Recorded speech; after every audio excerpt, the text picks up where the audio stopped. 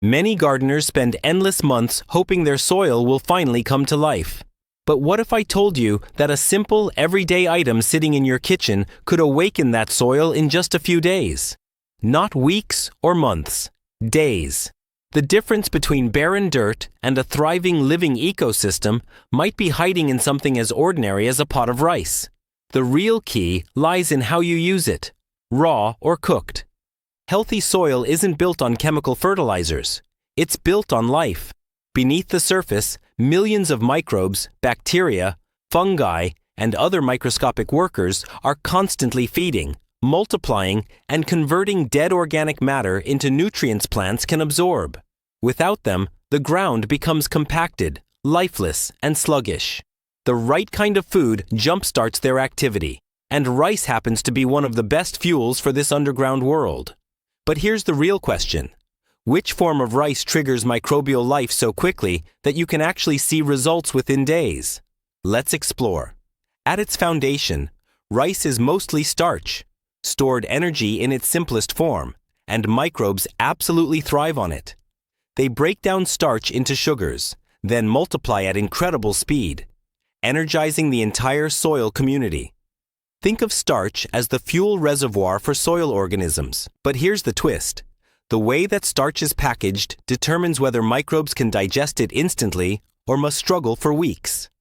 That's why raw and cooked rice perform so differently once added to the earth. If you toss a handful of uncooked rice into your soil, don't expect immediate results. Raw rice is hard and resilient. It's starch locked inside tightly packed granules protected by a crystalline shell that microbes can't easily penetrate. Only a few specialized fungi and bacteria can begin the slow breakdown. And even then, the process demands patience. Over time, moisture softens the grains, while fungi such as Aspergillus and Penicillium begin to colonize, releasing enzymes that gradually dismantle the starch. It's a slow evolution, often weeks or months before any noticeable improvement appears. Still, raw rice serves a purpose. It acts as a slow-release energy source for soil life, continuing to feed microbes long after faster food sources are gone. For steady, long-term conditioning of soil, raw rice is valuable.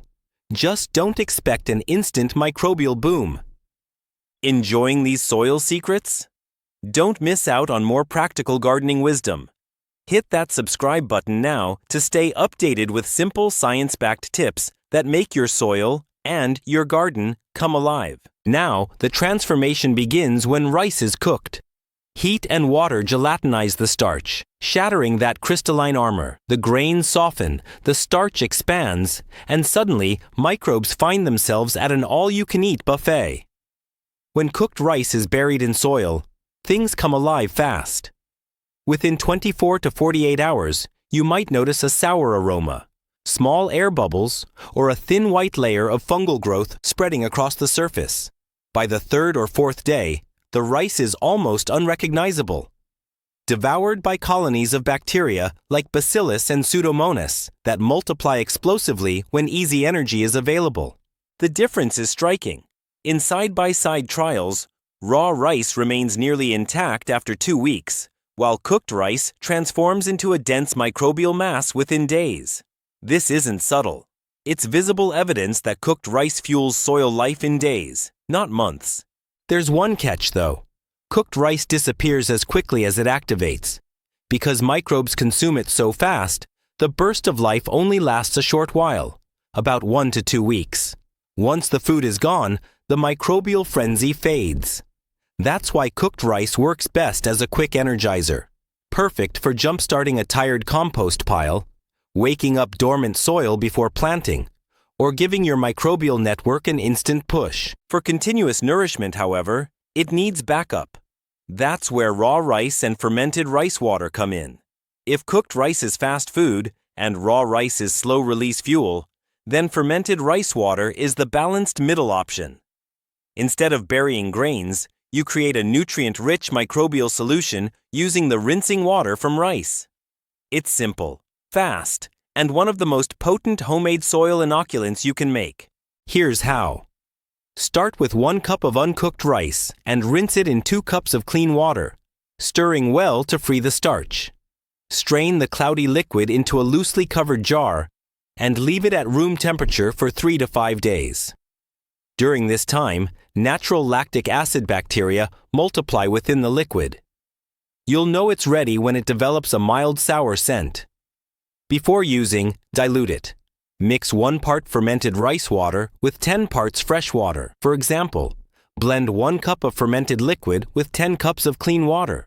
Pour this mixture directly into your soil or around your plant roots. Unlike burying rice, this method doesn't attract pests and delivers living microbes right where they're needed. The real secret lies in timing.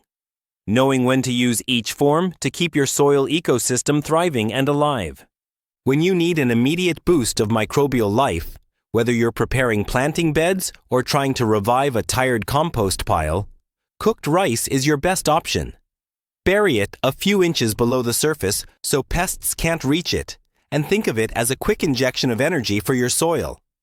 For deeper, lasting improvement, use raw rice instead. Place it farther down in the soil where animals won't disturb it. Over time, it will slowly break down, nourishing fungal networks and maintaining microbial activity long after the initial energy burst has faded.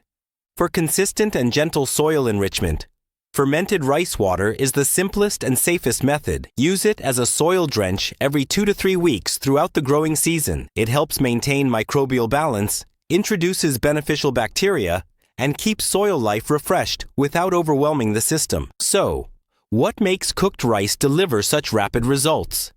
The explanation lies in its structure. Raw rice contains starch granules that are tightly compacted and rich in amylopectin, which makes them difficult for microbes to digest. When rice is cooked, heat and moisture rupture those granules, turning the starch into a soft, gel-like substance that microorganisms can consume almost instantly. It's the same reason cooked food spoils faster than raw. Once the structure breaks down, microbes immediately take over. Soil microbes are opportunistic by nature. Give them a simple, easily available source of energy, and they multiply at lightning speed. Cooked rice removes the natural barriers, transforming what was once locked away inside the grain into an open feast for the entire microbial community. The conclusion is undeniable. If you want to witness a dramatic surge in soil life within just a few days, cooked rice is the clear winner.